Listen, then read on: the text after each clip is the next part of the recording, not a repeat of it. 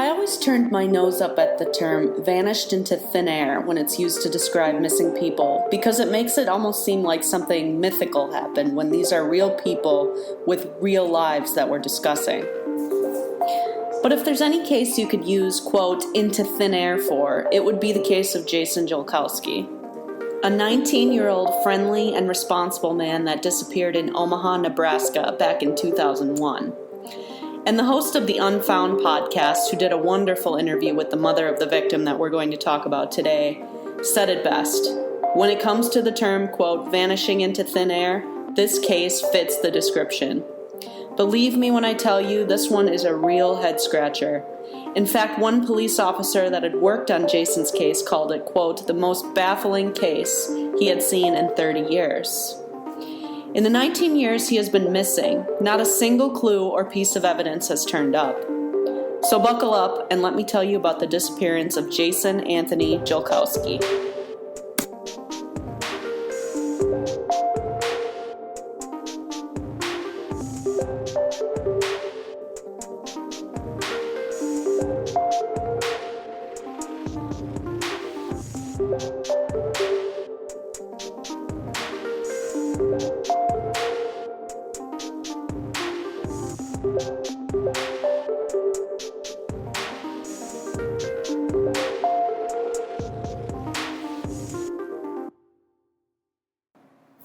Jason Jolkowski was born in Grand Island, Nebraska, and he was 19 years old in 2001, the year of his disappearance. He was a part-time student who was studying radio broadcasting at Iowa Western Community College in Council Bluffs, Iowa. This is just 4 miles from his hometown of Omaha and about a 10-minute drive. Jason was described as sweet, shy, involved in his church, and extremely helpful. Jason also suffered some bullying in his high school days due to a slight learning disability. According to Jason's mother on the Unfound podcast, Jason had a hard time focusing on more than one thing at a time, and his processing of information could sometimes be delayed because of this. This led to some issues related to speech and language. But despite this, Jason was said to be of above average intelligence, especially when it came to his main passions, sports and radio broadcasting. He loved the Chicago Cubs and was said to enjoy entertaining those he knew with sports trivia. He completed an internship as a radio DJ at his college where he grew a large listener base. In addition, he had recently been hired as a customer service representative for a company specializing in customer service, a job that he was sadly supposed to start a week after he disappeared. In 2001, at the time of his disappearance, Jason was employed part-time at Fazoli's, which is a casual restaurant chain that serves Italian-American dishes. On June 13th, Jason was scheduled to go into work at 5:30 p.m. to work the dinner shift. But things changed when his boss called him in the morning, asking if Jason could come in early to work the lunch shift as well. Apparently they were short-staffed at the restaurant that day, so they offered Jason the shift. Now, Jason typically drove to work, but on the day of his disappearance, he had to make other arrangements as his car was in the repair shop after a storm caused hail damage. So eager to help and earn extra money, Jason told his boss he would walk to work, which is about 4 miles from where he lived with his parents. And to me, this is such a testament to Jason's personality, his helpfulness and his willingness to go out of his way to help his coworkers. But Jason's boss said no need to walk, and he agreed to send a fellow coworker from Fazoli's to pick Jason up. Rather than burden his coworker with directions to his home, and given that Jason had trouble giving directions himself, he agreed to meet the coworker at Benson High School, which he had formerly attended as a student. They agreed that his coworker and Jason would meet there at 11 a.m. With arrangements now made to go into work early, Jason jumped in the shower, put on his work clothes, and before setting off, he helped his brother roll some trash bins from the curb into the garage. This was later recounted from a neighbor who witnessed this around 10:45 a.m. As Jason's brother made his way back into the house, he glimpsed out the window as Jason walked out of the garage, beginning the 8-block journey to Benson High School. He wore his black slacks and work shoes that he always did when he headed to work, along with a Chicago Cubs t-shirt and cap. He held his red work shirt as to avoid getting it dirty during his trek. Meanwhile, at Benson High School, Jason's coworker waited in the parking lot. When 15 minutes had passed since their scheduled meeting time, she found herself confused and unsure what to do. So she made her way to a gas station a couple blocks away to use the payphone to call the restaurant. Jason hadn't shown up, she told her boss. What should she do? But her boss told her to wait for a few more minutes and see if he ends up showing up late. So she did. But Jason never arrived at the parking lot. A half an hour had now gone by, and Jason's coworker made the decision to head to the restaurant. After all, they were short-staffed that day, which was the reason Jason was called into work early anyway, and she didn't want to put them more behind. Besides, Jason was reliable, and he was helpful. Surely he would turn up eventually, and there'd be some sort of explanation. As Jason's coworker started her 11:30 shift, Jason's boss attempted to call his house to see what was going on. But he reached Jason's brother, who had told him that Jason had already gone to work. Now, remember I said Jason was supposed to start a brand new job a week after his disappearance? Well, Jason's boss knew that, and because of this, he figured Jason maybe decided to skip out on work that day since he wouldn't be working at Fazoli's much longer anyway. This assumption, while perfectly reasonable in the mind of Jason's boss, unfortunately proved to be very wrong. Jason was known by his family to be a sweet guy who would go out of his way to help others in need.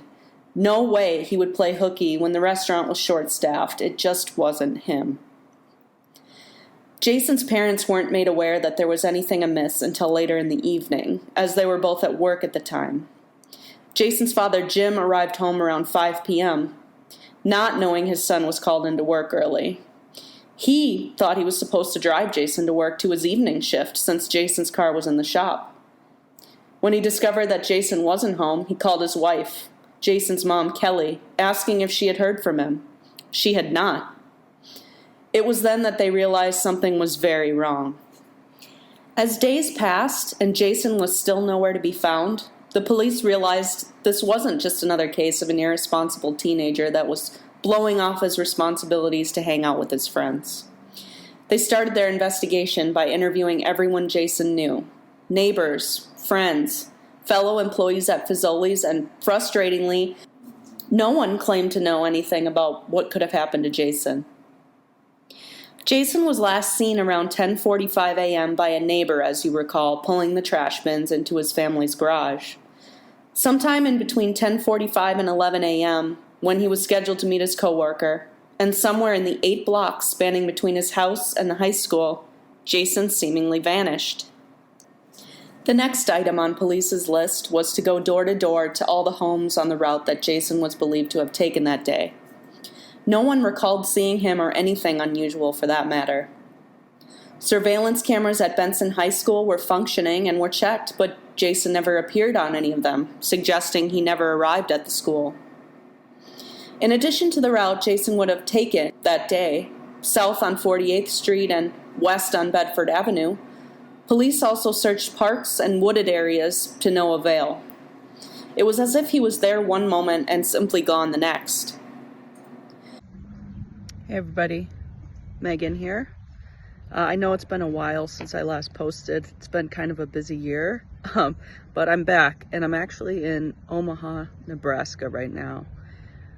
One of the cases that has been very compelling for a lot of people, but for also myself, is the disappearance of Jason Jolkowski. I did an episode on him. I forget what number episode it was at the moment, but I'm in Omaha right now, and I am so fascinated with this case. I wanted to actually walk the route that Jason was known to have walked the day he disappeared. So I thought I would take you guys with me just to see what it was like. Now, obviously, this was 24 years ago that he went missing. So, I mean, things may have changed. They probably have. But I wanted to see it and just kind of experience it. So let's do it.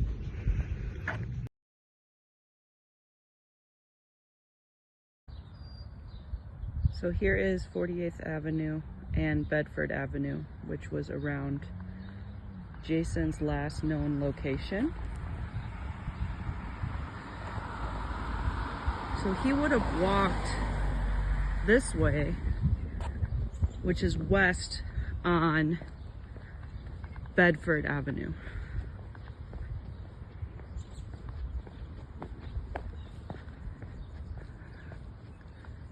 And as we know, he was walking to Benson High School, where he was going to get a ride to work from one of his co-workers. And as we know, he never showed up. It's a very hilly road. It's actually really crazy, how short of a walk this is. Google Maps says it's 0.4 miles. So it's just pretty mind-boggling what happened to, a tall, big guy like Jason. What would have happened? Here we're crossing 50th Street. I believe we're going to be taking a left at the next block to get over to the high school. I'm getting my exercise in for the day. This road is fairly quiet. There's been some cars that have driven by as I've been walking here. Again, things were probably different 24 years ago. If anybody is familiar with the way the neighborhood was, feel free to leave me a comment. Okay, so we're at 50th Avenue now. And if we look over to the left, here is Benson High School.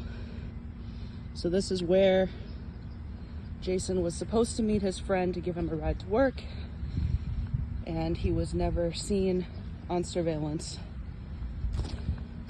arriving at the school. Parking lot here.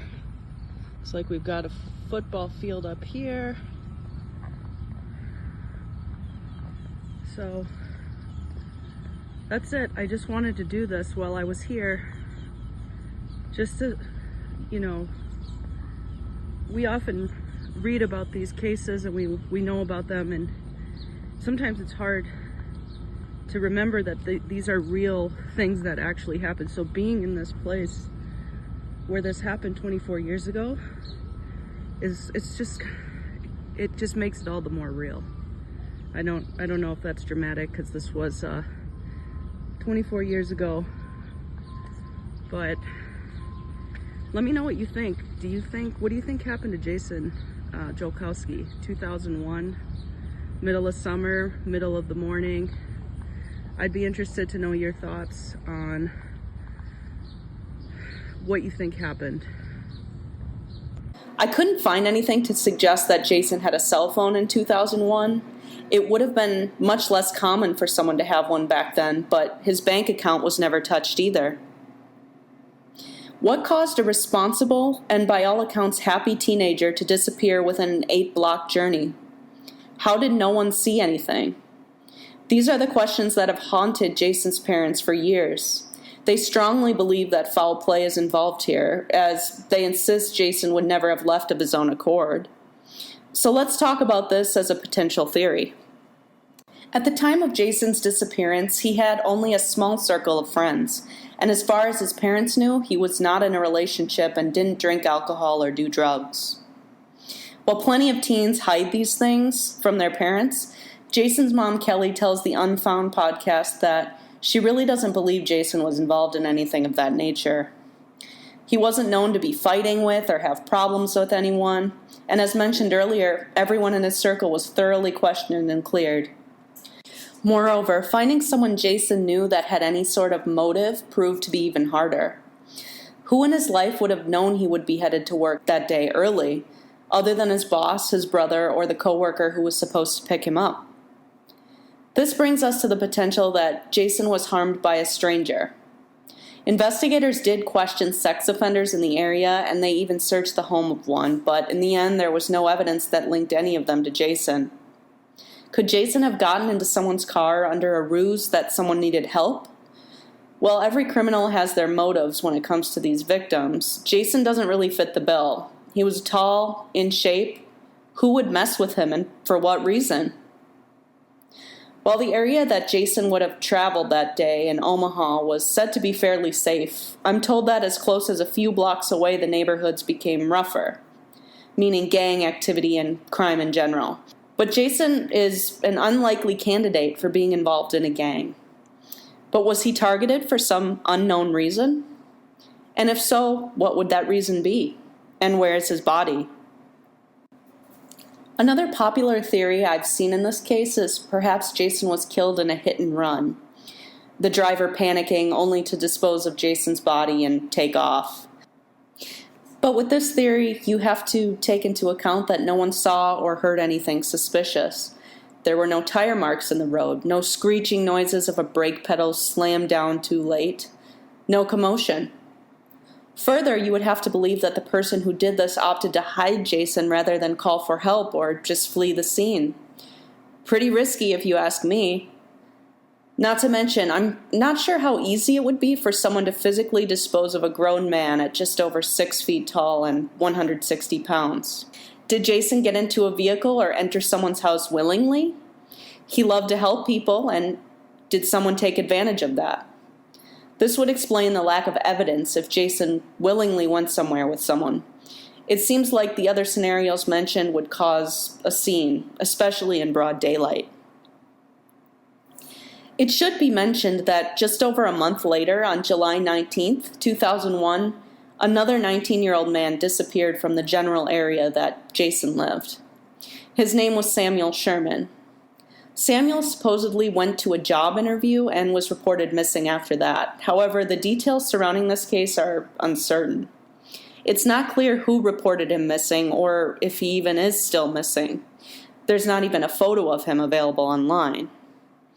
On the Unfound podcast, Kelly, Jason's mom, says she doesn't believe the two are related. As the memory of Jason clutching his red work shirt, walking away from his home towards the high school, fades further and further into the past, the chances of any answers being provided to his family diminishes. One positive outcome to such a tragic suspension of life has come in the form of the work of Jason's parents. After his disappearance, they created Project Jason in his honor as a way to assist other families who have had loved ones go missing. They also influenced the passing of Jason's Law by the Nebraska legislature, which provided a statewide database on missing persons. Kelly went on to receive a Volunteer for Victims Award from U.S. Attorney General Eric Holder in 2010, and the Nebraska Governor's Points of Light Award in 2014 in recognition of all her work. The case of Jason Jolkowski has seemed to baffle everyone, from investigators to online sleuths to me. I, for the life of me, cannot figure out how this person went missing in broad daylight in the span of, let's say, a half an hour, and no one saw anything, no one heard anything, and he's just gone. Hearing Jason's mother talk about her son also solidifies the idea for me that Jason wasn't the type that would just take off or be irresponsible. And I know when a mother is talking about their child, they're always going to see them through rose-colored glasses. But in this case, I really get a sense that Jason was a good guy. He was responsible, and he wouldn't do something like this on purpose. So then I have to ask myself, what happened? That's the question on everyone's mind that looks into this case. And my main ask of everybody listening is go look into Jason's story more deeply. Share it with somebody. It doesn't have to be this podcast, although I greatly appreciate if it is. But do go online, find articles, find any information you can, which is unfortunately slim in this case, and spread the word about Jason. Finally, I also want to know your thoughts and your theories, because this is incredibly baffling. Get in touch with me at 143mysteries.com or follow me on Instagram at 143mysteries. Leave me a comment. Tell me what you think. I'd love to know. If alive today, Jason Jolkowski would be 39 years old.